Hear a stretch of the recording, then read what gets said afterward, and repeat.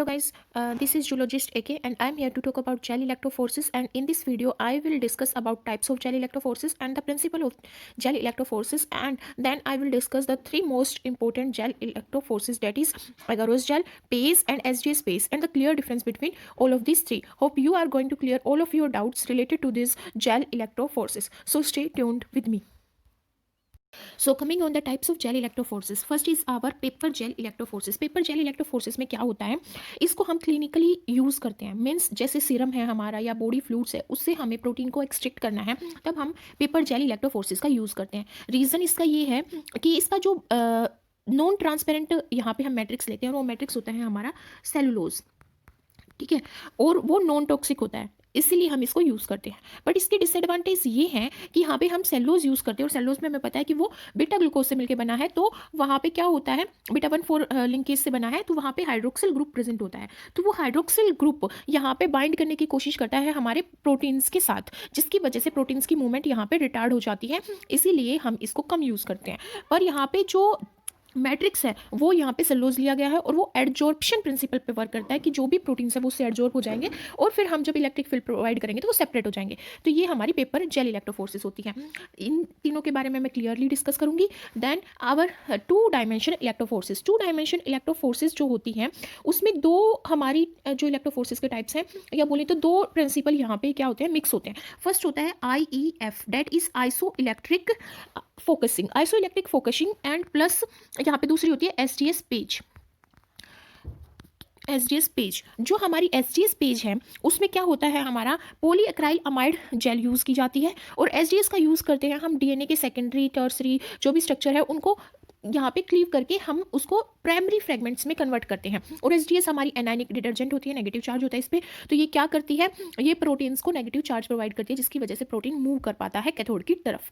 और जो IEF है वो क्या करती है, यहाँ पे वो एक आइसोइलेक्ट्रिक फोकसिंग करती है, वो सेपरेट करती है प्रोटीन्स को, जिनका जो आइसोइलेक्ट्रिक पॉइंट है वो माइनर सा डिफरेंस होता है जिन प्रोटीन्स के बीच में, उन प्रोटीन्स को ही सेपरेट करती है.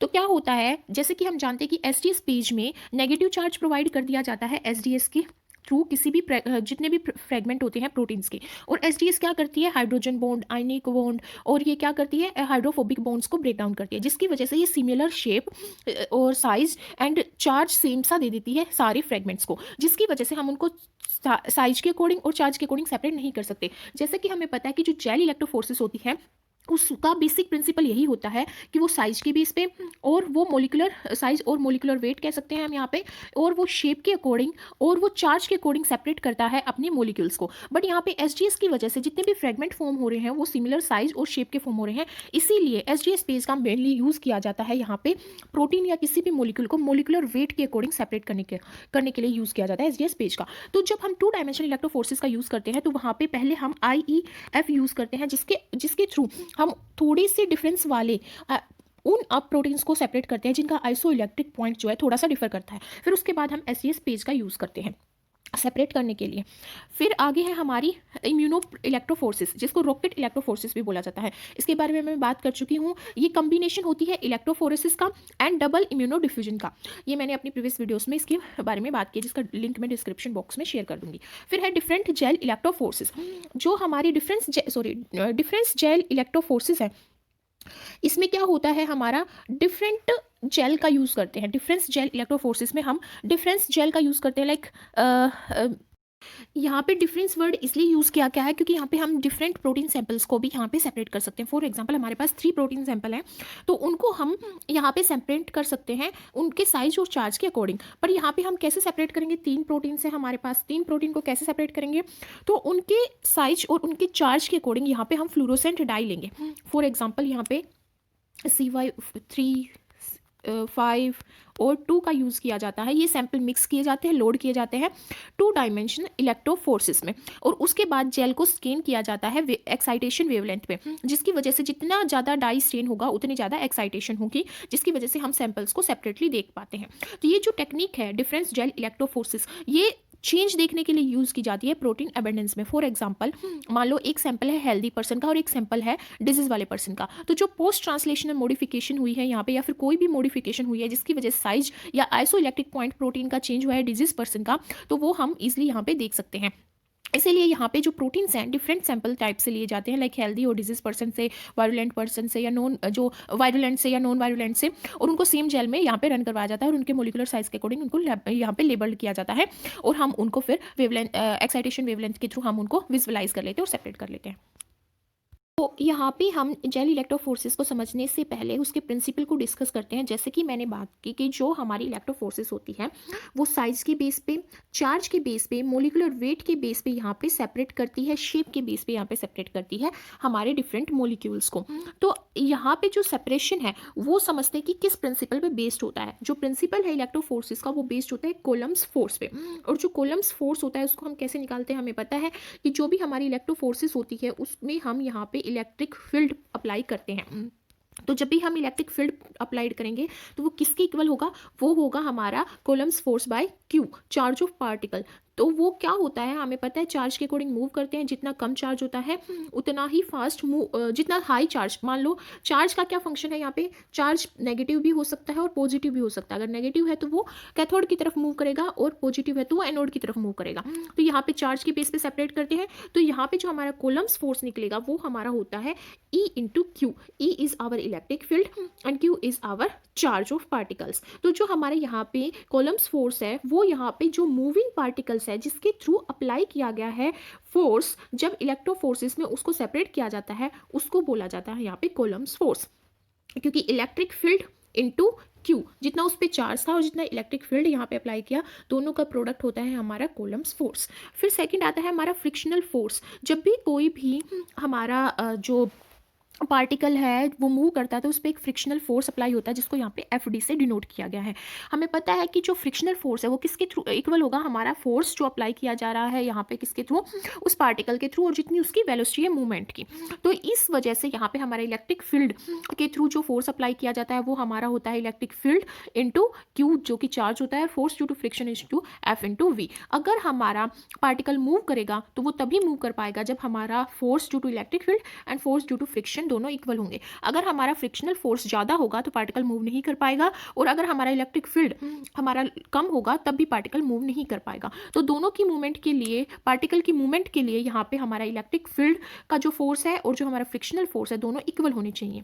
तो जब हम उनको इक्वल पुट करते हैं तो हम अपनी इक्वेशन को जब मॉडिफाई करते हैं तो हमारा वो म्यू के इक्वल आता है। म्यू यहाँ डिनोट करिए electrophoretic mobility, that is mobility of particle that is moving with a particular velocity and with a particular charge along the electric field. तो उसकी वजह से जो यहाँ पे इलेक्ट्रोफोरेटिक मोबिलिटी आती है वो म्यू से डिनोट की गई है। तो यहाँ पे जो हमारे इसको अगर हम मॉडिफाई करेंगे इस इक्वेशन को तो वो हमारा वेलोसिटी के इक्वल आ जाएगा, velocity equal to Q into E. E is our electric field and F जो फोर्स अप्लाई हो रहा था पार्टिकल की मूवमेंट के टाइम पे।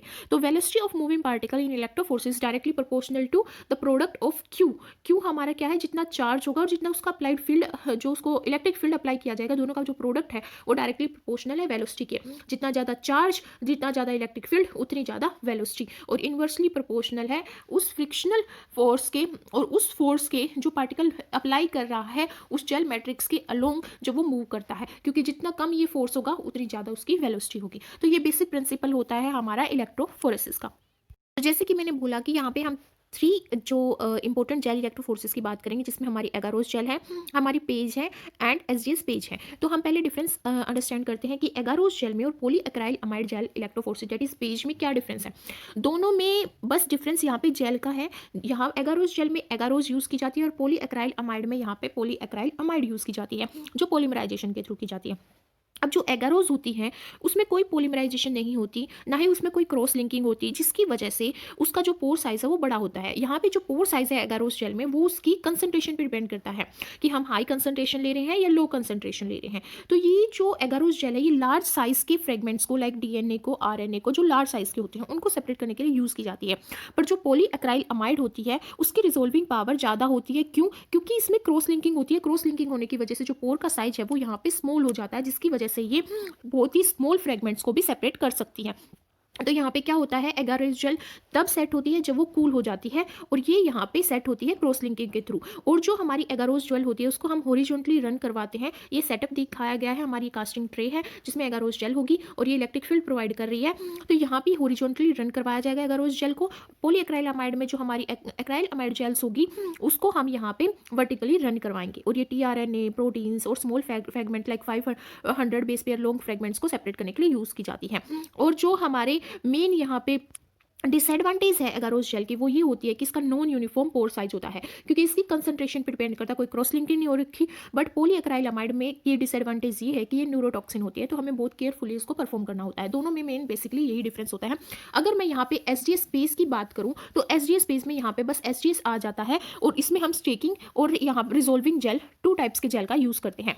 ये मेन डिफरेंस होता है हमारे एसडीएस पेज में। एसडीएस यूज़ की जाती है to break down the native protein into primary structure of the proteins and उसको चार्ज प्रोवाइड करने के लिए। तो ये बेसिकली यहाँ पे केमिकल्स का डिफरेंस होता है, और यहाँ पे प्रिंसिपल जो बेसिक प्रिंसिपल है वो तीनों जेल में, एगारोस में, पेज में और एसटीएस पेज में, तीनों में ही सिमिलर रहता है। फर्स्ट हम अंडरस्टैंड करते हैं agarose gel electrophoresis. Agarose gel electrophoresis, इसमें क्या होता है, हम डीएनए, आरएनए या फिर लार्ज साइज के जो भी प्रोटीन्स हैं उनको सेपरेट करते हैं। जो हमारा साइज है एगारोस जेल का वो एगारोस की कंसंट्रेशन पे डिपेंड करता है, इसलिए हम 0.8 to 2% की एगारोस को मेनली यूज़ करते हैं अगर हमें लार्ज प्रोटीन को सेपरेट करना है। तो हम जब एगारोस जेल को यूज़ करेंगे तो हम कास्टिंग ट्रे में एगारोस जेल को यहाँ पे डालेंगे। तो हम कैसे प्रिपेयर करेंगे एगारोस जेल को? एगारोस जेल को प्रिपेयर करने के लिए एगारोस और बफर दोनों को मिक्स किया जाता है। यहाँ पे बफर हम TBE भी ले सकते हैं और TAE भी ले सकते हैं।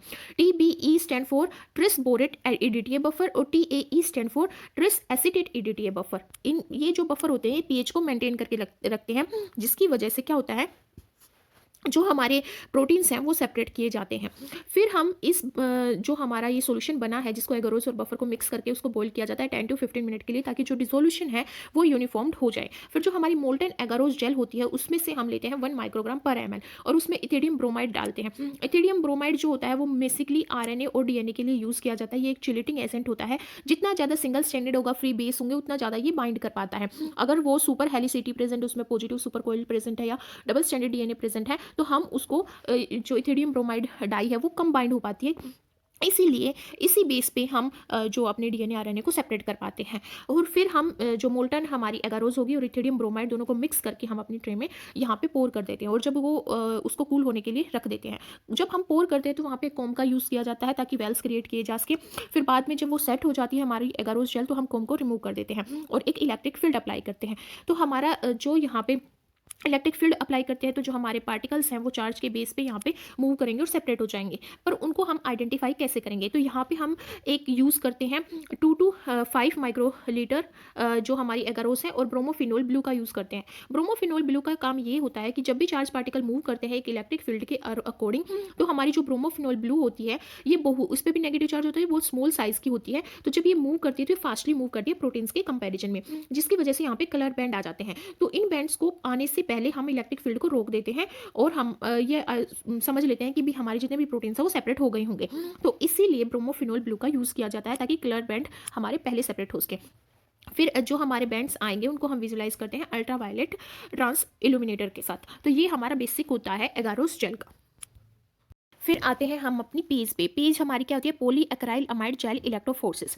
तो इसको अंडरस्टैंड करने से पहले हमें अंडरस्टैंड करना होगा कि जेल की प्रिपरेशन कैसे की जाती है और यहाँ पे कैसे क्रॉस लिंकिंग होती है, कैसे पॉलीमराइजेशन होती है। तो जब जेल प्रिपेयर की जाती है तो वो पॉलीमराइजेशन के थ्रू यहाँ पे प्रिपेयर की जाती है, जिसमें एक्राइल अमाइड और हम यहाँ पे 20 एक्राइल अमाइड यूज़ करते हैं। जो हमारी यहाँ पे जो हमारा यहाँ पे मेन कैटलिस्ट की तरह एक्ट करता है वो होता है अमोनियम परसल्फेट एंड टेमिड। क्या होता है एक्चुअल में, जो हमारी एक्राइल अमाइड होती है वो यहाँ पे पॉलीमराइजेशन करती है। जैसे ये चेन फॉर्म हुई है तो ये पॉलीमराइजेशन हुई है, ये पॉलीमराइजेशन एक्राइल अमाइड करेगी। बट ये पॉलीमराइजेशन तभी होगी जब इसको फ्री रेडिकल्स मिलेंगे, और फ्री रेडिकल इसको अमोनियम सल्फेट से मिलते हैं, अमोनियम परसल्फेट से मिलते हैं। और ये अमोनियम परसल्फेट कैसे जनरेट करती है फ्री रेडिकल्स को? ये टिमिड इंड्यूस करता है जनरेशन फ्री रेडिकल्स की, वो ब्रेक डाउन कर देता है अमोनियम परसल्फेट को, जिसकी वजह से यहाँ पे क्या होता है, यहाँ पे फ्री रेडिकल्स यहाँ पे क्रिएट होते हैं। तो ये फ्री रेडिकल्स यहाँ पे पॉलीमराइजेशन करते हैं एक्राइला अमाइड की।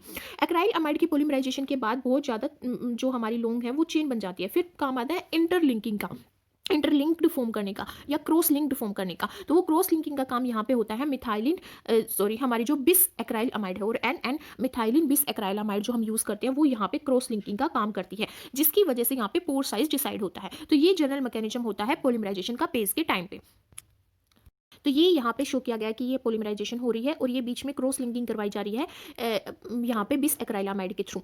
इस तरह ये हमारी स्मॉल साइज लाइक तो 500 बेस पेयर लॉन्ग हमारे फ्रेगमेंट्स को, शॉर्ट फ्रेगमेंट्स को भी सेपरेट कर पाती है क्योंकि इसमें क्रॉस लिंकिंग होती है। हम पेज की बात करते हैं, पॉली अक्राइल अमाइड की बात करते हैं, तो उस टाइम पे हम यहाँ पे बात करते हैं नेटिव पेज की। नेटिव पेज इसलिए बोला गया है क्योंकि ये प्रोटीन्स को उनकी नेटिव फॉर्म में ही सेपरेट करती है, ना कि उनको प्राइमरी स्ट्रक्चर में कन्वर्ट करके तब सेपरेट करती है, ये उनको नेटिव फॉर्म में सेपरेट करती है। तो यहाँ पे जो पॉली अक्राइल अमाइड जेल इलेक्ट्रोफोर्सिस है वो दो फैक्टर्स पे बेस्ड प्रोटीन्स को सेपरेट करती है। फर्स्ट होता है चार्ज और सेकंड होता है size, that is molecular weight. तो समझते हैं कि चार्ज क्या है और क्या रोल प्ले करता है इलेक्ट्रोफोर्सिस के टाइम पे जब हम सेपरेट करते हैं डिफरेंट मॉलिक्यूल्स को। तो यहाँ पे चार्ज डेंसिटी की बात आती है।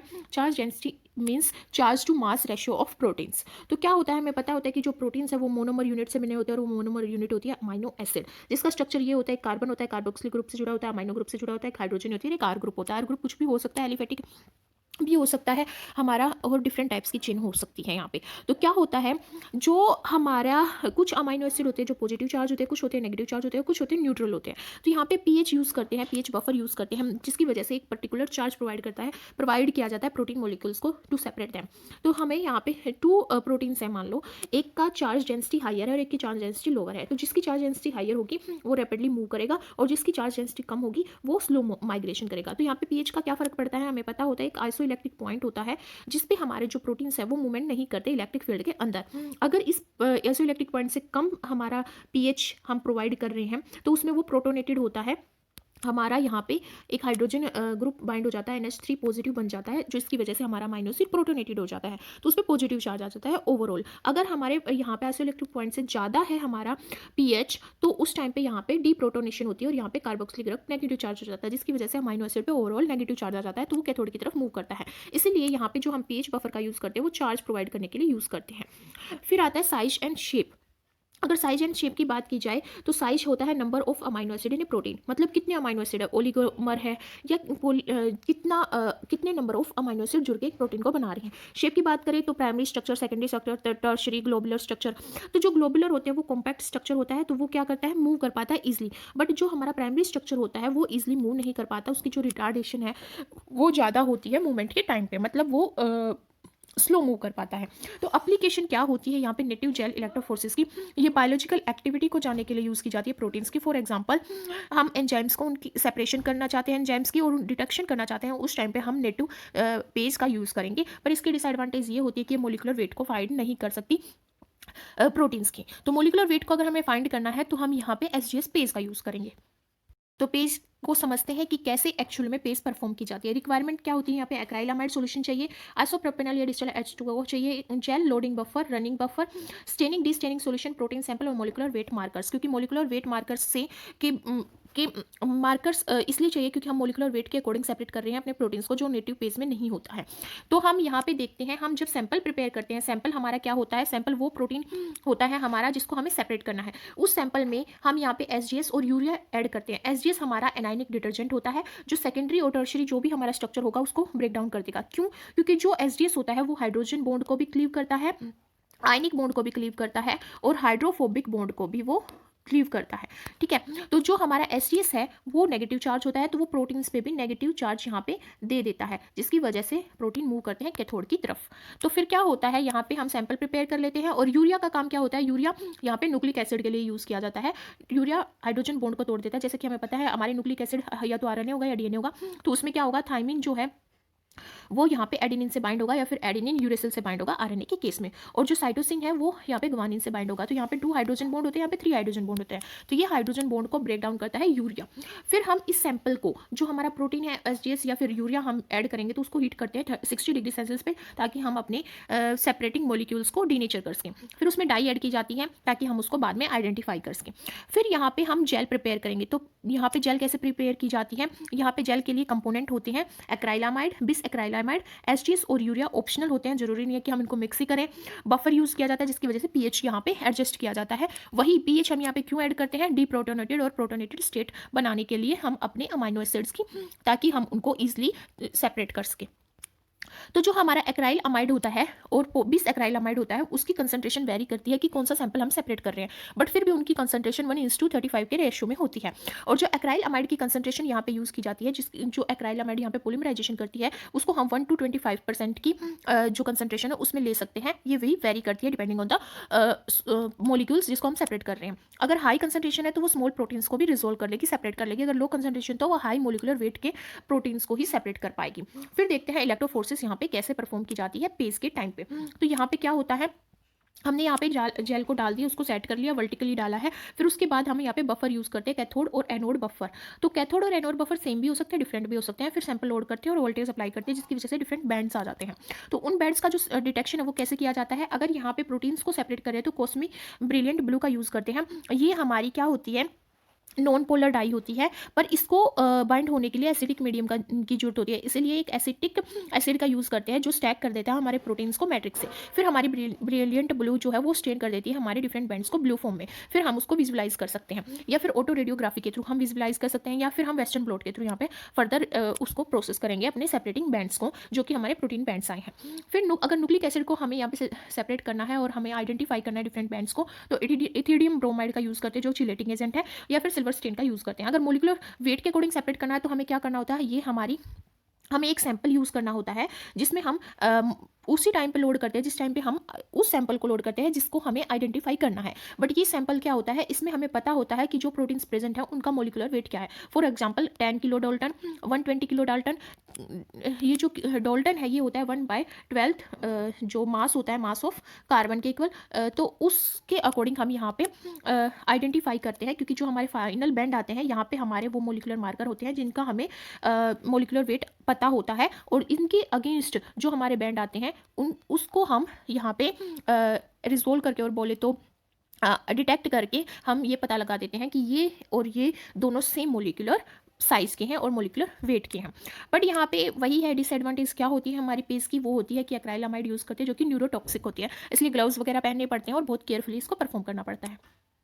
लास्ट है हमारी एसजीएस PAGE, that is sodium dodecyl sulphate polyacrylamide gel electrophoresis. ये यूज़ की जाती है उन प्रोटीन्स को सेपरेट करने के लिए जिसकी सिंगल और मल्टीपल सब यूनिट होती हैं। क्या होता है, हम पेज के अकॉर्डिंग मोलिकुलर वेट के अकॉर्डिंग हम सेपरेट कर रहे थे प्रोटीन्स को, बट क्या होता है, मान लो दो प्रोटीन है, दोनों का 25 किलो डाल्टन मोलिकुलर वेट है, तो दोनों का मोलिकुलर वेट सेम है, तो उनको हम कैसे सेपरेट करेंगे, उनको हम सेपरेट करेंगे उनकी सब यूनिट के बेस पे, या फिर हम 2 डायमेंशनल जेल इलेक्ट्रोफोर्सिस का यूज़ करेंगे जिसमें हम आइसोइलेक्ट्रिक पॉइंट के बेस पे हम उनको क्या करेंगे, सेपरेट करेंगे। तो सोडियम डोडिसाइल सल्फेट का ये स्ट्रक्चर होता है हमारा, हाइड्रोफिलिक हमारी टेल होती है और हाइड्रोफोबिक हेड होता है। ये एक रिड्यूसिंग फिर इसको हम प्रोटीन्स में को डीनेचर करने के लिए यूज़ करते हैं। हमें पता है ये प्रोटीन का स्ट्रक्चर है, इसमें यहाँ पे हाइड्रोजन बॉन्ड है, ये आयनिक बॉन्ड है, और ये डाइसल्फाइड बॉन्ड है, और ये हाइड्रोफोबिक बॉन्ड है। तो एसटीएस का काम क्या होता है, एसटीएस ब्रेक डाउन करती है आयनिक बॉन्ड को, हाइड्रोजन बॉन्ड को और हाइड्रोफोबिक बॉन्ड को, और इसलिए हम इसको यूज़ करते हैं, और ये नेगेटिव चार्ज प्रोवाइड कर देती है जो भी फ्रेगमेंट फॉर्म करती है प्रोटीन्स की। और बीटा मरकैप्टो इथेनॉल का यूज़ करते हैं जो यहाँ पे डाइसल्फाइड बॉन्ड को ब्रेक डाउन कर देगी, क्योंकि एक रिड्यूसिंग एजेंट होती है।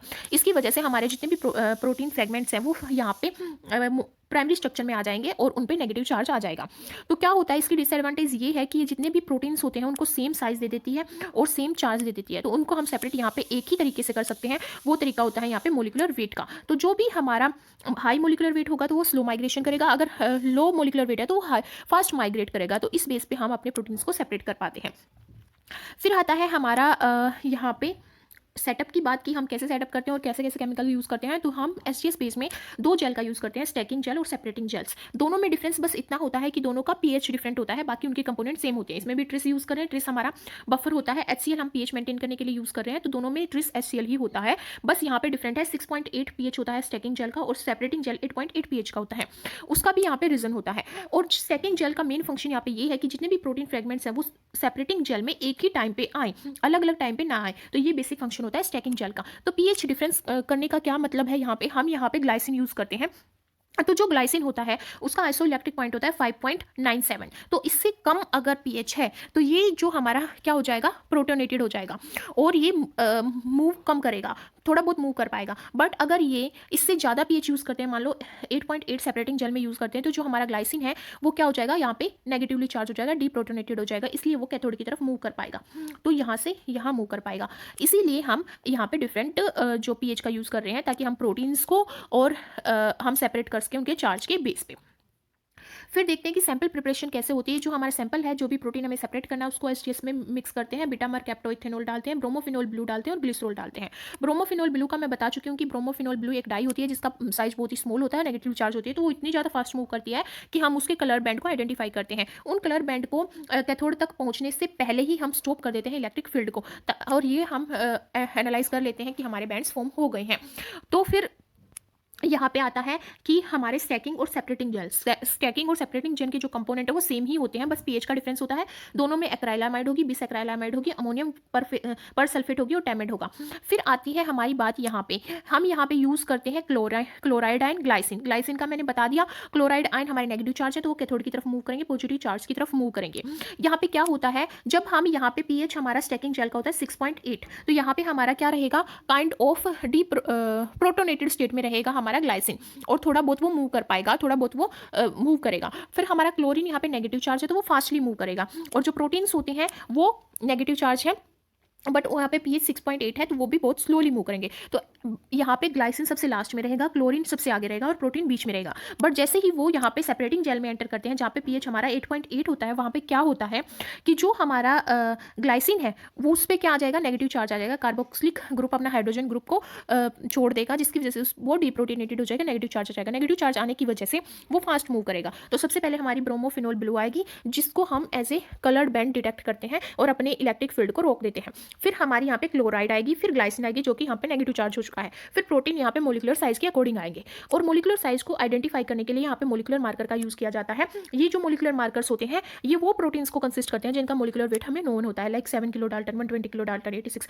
डिफरेंट फ्रेगमेंट्स होते हैं इसमें। और जब उनको लोड करते हैं तो जब हमारा फाइनल जो यहाँ पे फाइनल हमारा बैंड आते हैं तो उसमें यहाँ पे हमारे ये मोलिकुलर मार्कर प्रेजेंट होते हैं, जिसके अगेंस्ट हमारे जो प्रोटीन आते हैं उसको हम एस्टिमेट करते हैं, उसके थ्रू हम एस्टिमेट करते हैं कि क्या हमारे बैंड का मोलिकुलर वेट होगा।